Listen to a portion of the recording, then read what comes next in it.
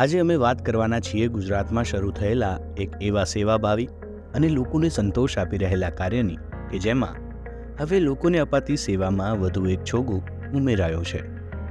રાજસ્થાનની ધરતી પરથી અનેક લોકોની ભૂખ સંતોષતા કાર્યમાં હવે ગૌમાતાના આશીર્વાદ લોકોના ઘર આંગણે પહોંચે તેવા કાર્યની શુભ શરૂઆત કરાઈ છે. 2016ની સાલથી બનાસકાંઠાના એક દીકરા દ્વારા ગરીબ અને મધ્યમ વર્ગ માટે પોતાની સ્વર્ગસ્થ માતાના નામથી શરૂ કરાયેલી સંસ્થા કેસર માનવતાએ આજે અનેક લોકોના પેટની ભૂખ સંતોષવાનું કામ કર્યું છે.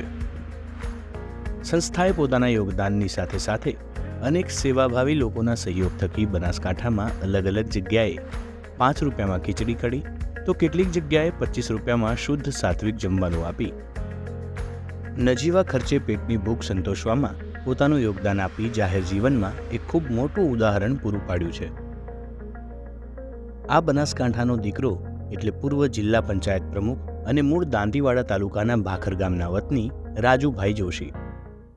પૂજ્ય દત્તશરણ બાપજીના આશીર્વાદથી વિશ્વ વિખ્યાત પથમેડા ખાતે અંદાજે બાપુના 1.5 લાખ ગાયોના જીવન નિર્વાહ માટે સૌ ગૌભક્તોએ આજના દિવસે અહીંયા એકત્રિત થઈ અને દરેક જિલ્લાની અંદર ગૌ માતાની પ્રેઝન્સ, એના જે પવિત્ર પદાર્થો છે, એની જે પ્રોડક્ટ્સ છે એ મળી રહે, એ અમારું એક સ્વપ્ન હતું ને આજે દત્તશરણ બાપજીના આશીર્વાદથી એ સાકાર થયું છે.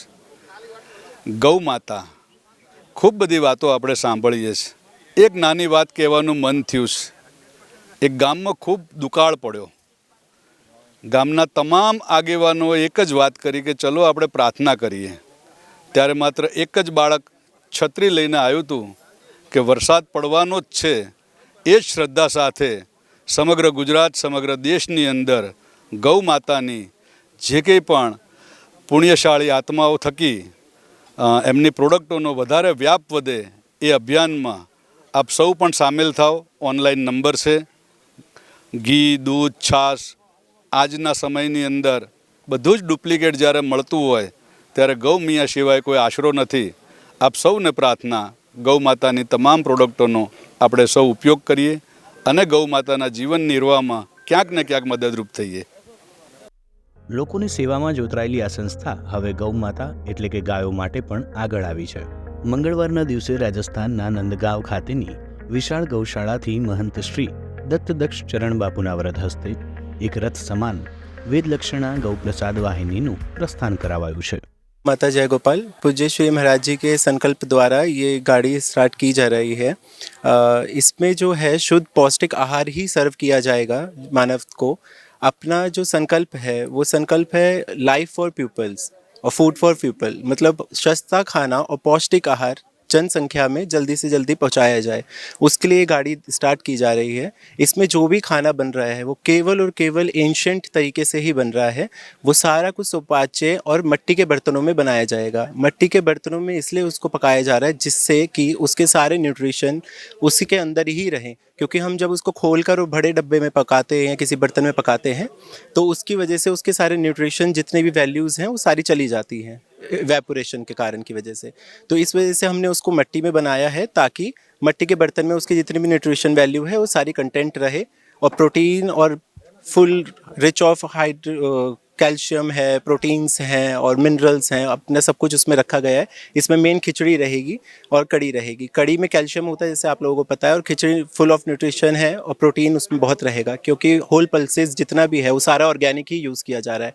कोई भी हम इधर उधर का प्रोडक्ट, यूरिया फ्री प्रोडक्ट ही सारा इसमें सर्व किया जाएगा. આવી અન્ય વાહિનીઓ અમદાવાદ જેવા શહેરમાં લોકોને ગાયોના શુદ્ધ દૂધમાંથી બનેલી અલગ અલગ 60 જેટલી પ્રોડક્ટ્સ વ્યાજબી દરે પહોંચાડવાનું કામ કરશે.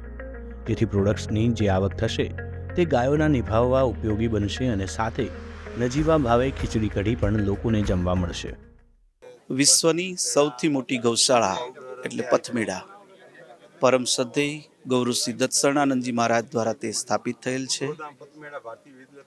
પરમ પૂજ્ય દત્તશરણાનંદજી મહારાજ થોડા ટાઈમ પહેલા સાબરમતી તટ ઉપર ભાટ ખાતે જ્યાં વિશ્વની પ્રથમ ગૌમાતાનું મંદિર બનવા જઈ રહ્યું છે ત્યાં પધાર્યા હતા.